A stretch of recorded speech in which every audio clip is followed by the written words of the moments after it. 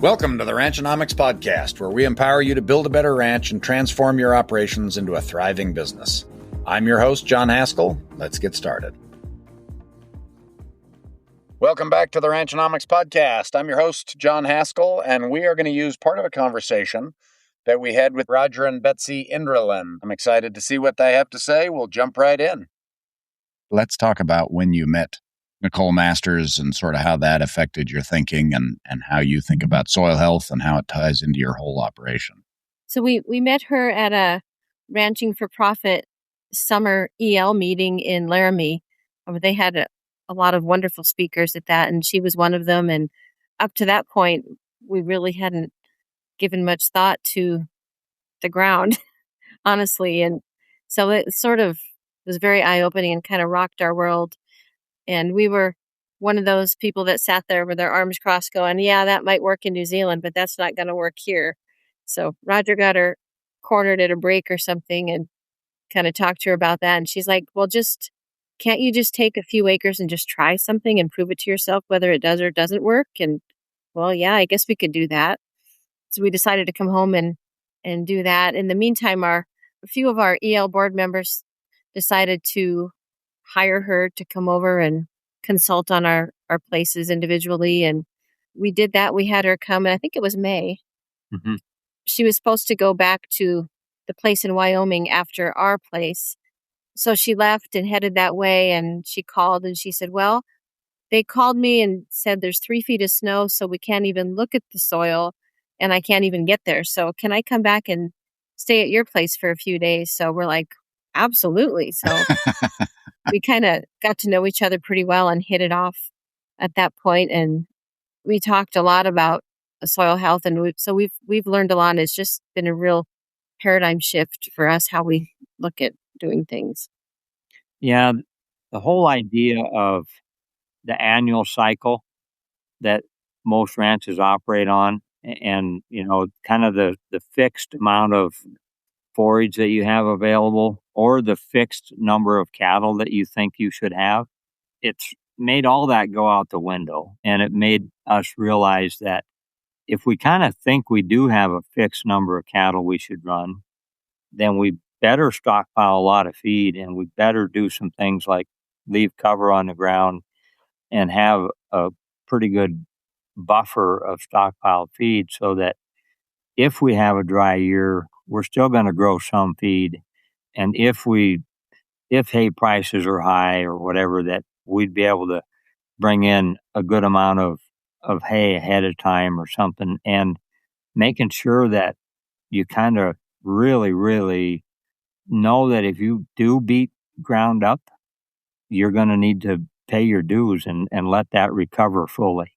And especially in rangeland and dryland situations. I mean, it's not at all uncommon for us to give a piece of land a full year of rest. And we try to move that grazing pattern around where quite a bit of that is actually getting 2 growing seasons. And we've had places we lease that we've left alone, haven't even used it at all for a full 2 growing seasons. And when we go back to it and use it, you're not giving up a whole growing season, basically. Our harvest on that from grazing will be 1.5 times what it ever was when we were using it annually. Plus leaving cover. So there's a lot of kind of mindset kind of things that I think come into that are hard to get your head around, I think, because it just takes quite a bit of time. A few years ago, Betsy did kind of some 60,000 foot math. So in 2011, we averaged 21 acres per animal unit, everything adjusted to a 1,000-pound animal. And in 2022, we averaged 14. And so that increase in productivity that we've seen over a 10-year period is substantially shorter time period to almost double the production than the mortgage on another ranch would be. So, the time frame on a mortgage is going to be 20 years. But if you can double your production in 10 by better grazing, or I don't know better grazing, but I'd call it more aware grazing, it's a huge contributor. And then in drier years, you're not as affected because you've got the cover, you're conserving moisture. And so I'm just a 100% believer in all that. Yeah. So I want to back up on this a little bit. Now, prior to 2011, you guys were pretty good grazers already, right? I think we did pretty good. Okay. Now I realize your perspective has changed some, but if you compared yourselves to average, at 21 acres per standard animal unit, you were doing pretty well, right? That's right. I think most of that, though, was harvest efficiency versus leaving. Okay. Interesting. And then you reduced your acreage need per standard animal unit by a third, which is, so again, when you talk about the mortgage, we're talking about, that would be, if you had a 1,000-acre place, that would be buying 300 plus acres in addition to that for free, for no additional payment, right? That's right. And the cost of implementing this, the type of program you guys are on now for range management is effectively the cost of attending the class and a lot of your time, right? Are there other costs that go into it? There'd only be a minuscule cost in electric fence. Sure. Some polywire, yeah, and a few chargers. Yep. Right. Yep. Okay. So you basically bought a third of your, another ranch, about a third of the size that you started with, for a couple grand tops. I mean, it couldn't have been over 10 grand, right? That's right. Okay. That's a very important thing. I think when we look at our ranches and we look at wanting to expand, obviously we've talked about this before, get good before you get big, or get better before you get bigger, is how we've tried to say it poetically here a few times. But the idea that you could get that much more production off the same ground when you're already doing a pretty good job is inconceivable to most people. And the time period you're talking about there, 2011, you guys were in drought in 2012, correct? So was 2011 kind of the last good year there before 2012? 2011 was fairly wet. Yeah, 2011 was then good, too. but then we had drought right after that. Yeah. Yeah. And then when were you in drought here last? We had a 3-year drought that ended like in 22, right? Was that 19 to 20 and 21? That's right. Okay. And so how did you fare through that period? Because the 22 number you're giving would be right after that. And I assume you're still recovering from that, given what we've seen in our area. What did you see when that drought hit in 19, 20, 21? Honestly, it hardly bothered us, because at that point we had enough stockpile feed. And so our grazing season, even in a drought, our grazing season, good grazing, starts 2 to 3 weeks ahead of any of the neighbors who have stripped their ground off. And of course, then I think our late season grazing also benefits hugely from that, because if we get late moisture, we get response, and cattle have a little bit cooler piece of ground to lay on, and all those things that I think play into that. That number does not reflect the amount of stockpile feed that we would have, because in 2011, when the initial thought, or the initial calculation, I mean, we were kind of on an annual cycle at that point, and we were feeding most of the winter. And so there wasn't much for stockpile feed in 2011. And in 2022, there was 4 to 6 months of stockpile feed at the end of the grazing season. And we've tried to stretch that. Ideally for us, I'd like to have enough stockpile feed for 18 months. If I calculated a herd size and what I thought we had for stockpile feed, I'd love that number to be 18 months, because I think the resiliency that gives you into your management, not only for the biological side, but for the economic side, because it allows you to be a little flexible with when and what you buy for substitute feed. Yeah, and in a range-based operation like yours and a seed stock producer, right? We don't need to be letting the herd size go way up, go way down, be all over the place. You're trying to be reasonably consistent with that, and you're trying to do it on the forage that God gives you, right? I mean, what falls out of the sky is the primary driver of the productivity in your area. Yeah, that's really interesting. Okay, great. Good for you. Good for you. What else on the soil health? We live in kind of a unique area where we have several neighbors that are kind of the same mindset as us. I don't know how many acres would be in our general area. But I would like to believe that we're changing the moisture we get in our local area there, because it seems like we get a lot of the rains. And I mean, I don't recall the droughts of the early 20s really being an issue for us or in our general area as much as it was other areas. So I would like to say that, but I'm not going to go out on a limb and, say we really are, but it seems like it anyway. Well, there is, within 15 miles any direction of us, there's 200,000 acres that's being pretty well managed. And that's a pretty big block of country that's having, I think, a positive impact. Yeah, that's neat. Ranch Right exists for one simple reason. Better numbers lead to better decisions. We work with producers on cash flow, debt management, enterprise analysis, risk management, and long-term financial strategy so the business stays resilient no matter the market. If you want to see whether that's the right fit for your operation, book a discovery call at ranchrightllc.com. And that goes along, I think Alan Savory was the first one that I heard say, it's not drought that causes range failure, it's range failure that causes drought, right? There is a large scale feedback interaction from the ground back to the weather, if you will.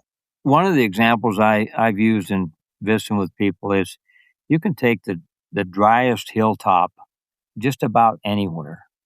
And if you lay a sheet of plywood down and put a rock on it, and you go lift that piece of plywood up in August, there'll be moisture under it. And that's the effects of cover. There's no forage there because there's no sunlight. But purely because of condensation of one thing or another, there's moisture under that sheet of plywood. And temperature. And temperature is nice and cool. Yeah. And so that's how I try to visualize the cover that we leave behind. All right, good. Anything else you want to talk about on that topic? That's really interesting stuff. I think since we've tried to improve our grazing and leaving cover, we've seen a lot of birds move back in, a lot of variation in species of voles, and I mean, just so much more abundant life and insects. It's just been, just so much more than there ever used to be. And I can't really quantify that necessarily, and then, the deer like to come on our place and the antelope, and there's just been so much more birds, just so much more life. I think if you wake up in the morning and have a mindset of abundance versus what am I going to kill today, I think it's just a whole paradigm shift of how you look at things. Yep. I credit Wally Olson with introducing me to Walt Davis, and I'll tell you what, that was a huge theme in everything he wrote and did, right? Don't focus on the killing, focus on the living. Right. Yeah, right. Exactly. And my only comment along those lines is it's really hard, at least from my perspective, it's really hard to have a conversation and actually explain and make people or think that people are really understanding what you're talking about. But when we have people, we'll have field days and one thing or another on the place, but it is a lot of fun, and people really, when they see what we're talking about, then I think the amount of understanding really starts to click. But that's really, really hard to get across or communicate in a conversation. Yeah. The first time I saw it first few times, one of them was down by the Gray Ranch in the Boot Heel in New Mexico. And just like you say, Betsy, it's hard to quantify, but holy smokes, something is different. There are a number of large ranches that have implemented these types of things, really since the 90s. And when you look at them now, 30 years in, it's like this is a night and day difference from what any other place you've been on looks like. So kind of cool how that works. And usually, just like you say, Roger, the financials follow the biology of it. Mm-hmm. Right. And to me, what amazes me is I don't know about you guys, it's very complex, but it's easy. I mean, you got to do a lot of thinking, but you don't have to do much hard work. I mean, it's thinking and planning, and everything starts clicking together, and it's just you're more profitable, your life's better. It just goes on and on and on.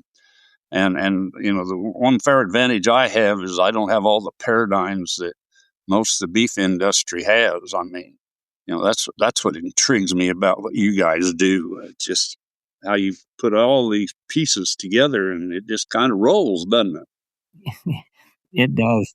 One case in point to help people understand, this past winter we had one cow seemed to be off and not doing well, and we got her treated, and we gave her a pretty good dose of antibiotics, and then she went in a coulee and died, which is kind of what happens with most stuff I treat.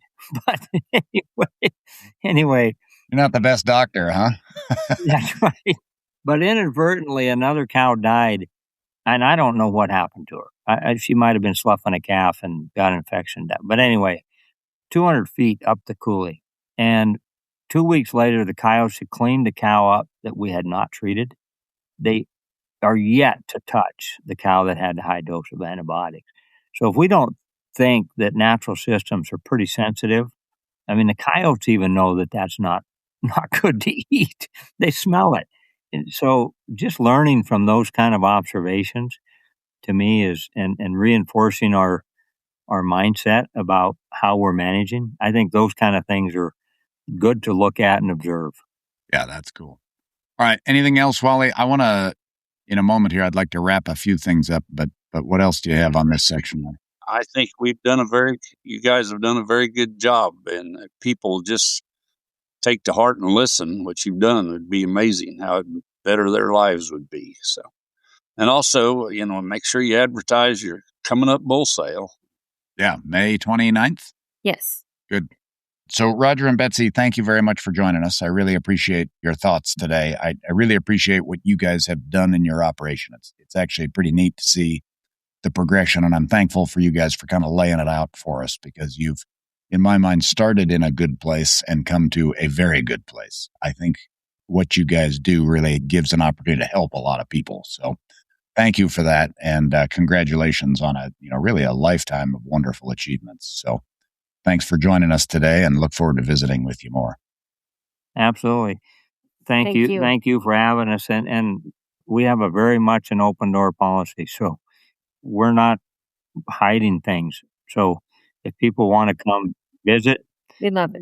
We love it. And we love showing what our journey has been. Good. And how do people get a hold of you? Website is Indrelandranch.com.